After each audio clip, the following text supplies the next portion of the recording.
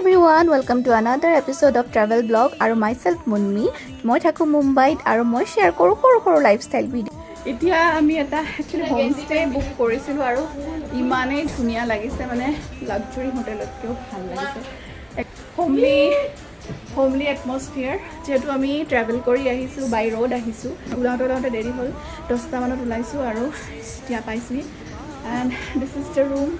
প্ৰথমতে ৰুম ট'ৰটো দি লওঁ নহ'লে ৰুমটো গন্দা হৈ যাব। This is the view and এইখিনি অকণমান কফি এৰিয়া।